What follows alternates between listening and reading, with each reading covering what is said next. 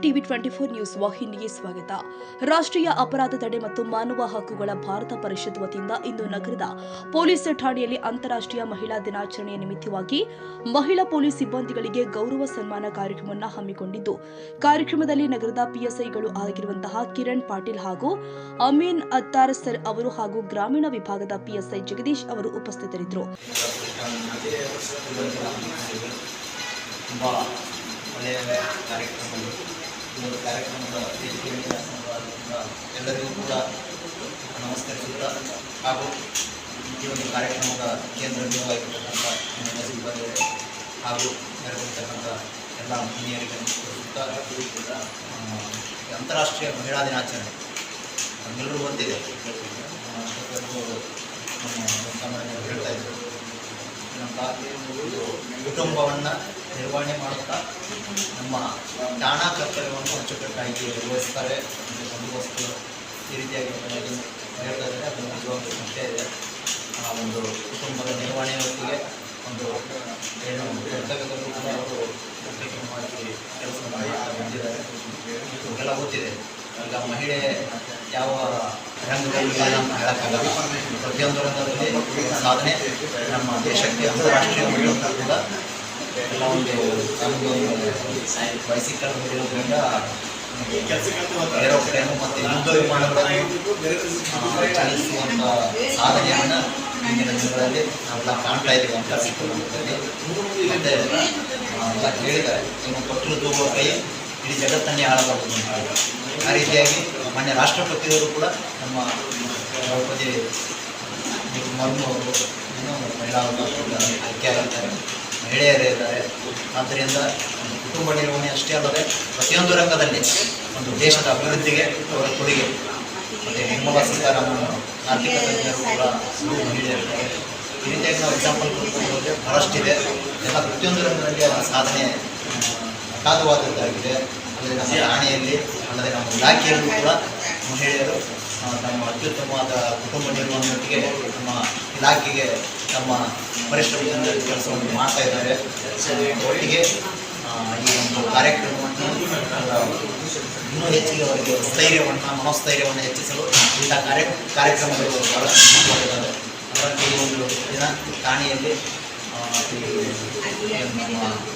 ರಾಷ್ಟ್ರೀಯ ಅಪರಾಧ ಜಾಗೃತಿ ಹಾಗೂ ಮತ್ತು ಮಾನವ ಹಕ್ಕುಗಳ ಪರಿಷತ್ ವತಿಯಿಂದ ಈ ಒಂದು ಕಾರ್ಯಕ್ರಮವನ್ನು ಆಯೋಜನೆ ಮಾಡಿದ್ದೇವೆ. ಎಲ್ಲರೂ ಕೂಡ ನಮ್ಮ ಇಲಾಖೆಯ ವತಿಯಿಂದ ಮಹಿಳೆಯ ನಗರ ಹಾಗೂ ಗ್ರಾಮೀಣ ಠಾಣೆಯ ವತಿಯಿಂದ ಸಿಬ್ಬಂದಿಗಳ ವತಿಯಿಂದ ಧನ್ಯವಾದಗಳನ್ನು ನಾವೆಷ್ಟು ಬ್ಯುಸಿ ಇರ್ತೀವೋ ಹೆಣ್ಮಕ್ಳು ಅಷ್ಟೇ ಬ್ಯುಸಿ ಅವರು ಇರ್ತಾರೆ. ಯಾಕಂತಂದರೆ ಹೆಣ್ಮಕ್ಳಿಗೆ ನಿಮಗೆಲ್ಲ ಗೊತ್ತಿರೋ ಪ್ರಕಾರ ಮನೆಯಲ್ಲಿ ಗಂಡನಿಗೆ ಅಡುಗೆ ಮಾಡಬೇಕು, ಮಕ್ಕಳಿಗೆ ದತ್ತಿ ಕಟ್ಟಬೇಕು, ಅದು ಇದು ಎಲ್ಲ ನಮ್ಗೆ ಯಾವ ರೀತಿ ರೊಟೀನ್ ಕೆಲಸಗಳಿರುತ್ತೋ ಸೇಮ್ ಅದೇ ಕೆಲಸ ಅವರಿಗೂ ಸಹ ಇರುತ್ತೆ. ಆದರೂ ಸಹ ಅವರಷ್ಟು ಕೆಲಸಗಳ ಮಧ್ಯದಲ್ಲಿ ಅವರು ಮಾಡ್ತಾ ಇರುವಂತಹ ಸೇವೆಯನ್ನು ನಿಜವಾಗ್ಲೂ ನಾವು ಶ್ಲಾಘನೀಯವಾದದ್ದು.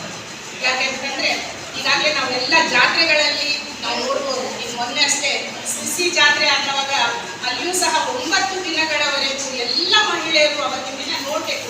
ನಾವು ಜಾತ್ರೆಗೆ ಹೋದವಾಗ ನೋಡಿದ್ವಿ, ಅಲ್ಲಿ ಸುಮಾರಷ್ಟು ಮಹಿಳಾ ಪೊಲೀಸರು ಪಾಪ ಬಿಸಿಲಲ್ಲಿ ನಿಂತ್ಕೊಂಡು ಎಲ್ಲ ಜನರನ್ನ ಒಂದು ಇದು ಮಾಡ್ತಾ ಅವ್ರು ನಿಜವಾಗ್ಲೂ ಕುಡಿಲಿಕ್ಕೆ ನೀರಿಗೂ ಒಂಥರ ಅವ್ರಿಗೆ ಕಷ್ಟನೇ ಇದೆ. ಅಲ್ಲಿ ಆ ಥರ ಒಂದು ಸಮಸ್ಯೆಯಲ್ಲಿ ನಿಂತ್ಕೊಂಡು ಮತ್ತು ಅಲ್ಲಿ ಪಾಪ ಬಿಸಿಲಲ್ಲಿ ನಿಂತ್ಕೊಂಡು ಅವರು ಒಂದು ಕಡೆ ಕೂತ್ಕೊಂಡು ಅಲ್ಲಿ ಊಟ ಮಾಡ್ತಾ ಇದ್ದಾರೆ. ನಿಜವಾಗ್ಲೂ ಅದನ್ನ ನೋಡಿ ನಮ್ಗೆ ಇಷ್ಟು ಬೇಜಾರಾಯಿತು ಅಂತಂದರೆ ನಾವು ಅದೇ ಅಂದ್ಕೊಂಡ್ವಿ. ನೋಡಿದ್ದು ಡಿಪಾರ್ಟ್ಮೆಂಟ್ದವ್ರಿಗೆ ಎಷ್ಟೋ ಜನ ಅವ್ರಿಗೆ ತಗೊಂಡು ಹೇಳ್ತಾರೆ, ಬಟ್ ಅದ್ರ ಹಿಂದೆ ಅವ್ರ ಶ್ರಮ ಎಷ್ಟಿದೆ, ಅವ್ರ ಪ್ರಯತ್ನ ಎಷ್ಟಿದೆ. ಎಲ್ಲರೂ ಸರಿಯಾಗಿ ಹೋಗ್ಬೇಕು, ಜಾತ್ರೆ ಸರಿಯಾಗಿ ನಡಿಬೇಕು ಅನ್ನೋ ಒಂದು ಉದ್ದೇಶ ಇಟ್ಕೊಂಡು ಅವರಷ್ಟು ನಿಭಾಯಿಸ್ಕೊಂಡು ಬರ್ತಾರಲ್ಲ, ಅದಕ್ಕೆ ನಿಜವಾಗ್ಲೂ ನಾವೆಲ್ಲರೂ ಎಲ್ಲ ಮಹಿಳೆಯರು, ಮಹಿಳಾ ಸಿಬ್ಬಂದಿಗಳಿಗೆ, ಪೊಲೀಸ್ ಸಿಬ್ಬಂದಿಗಳಿಗೆ ಎಲ್ಲರಿಗೂ ನನ್ನ ಹೃದಯದಿಂದ ನಿಜ.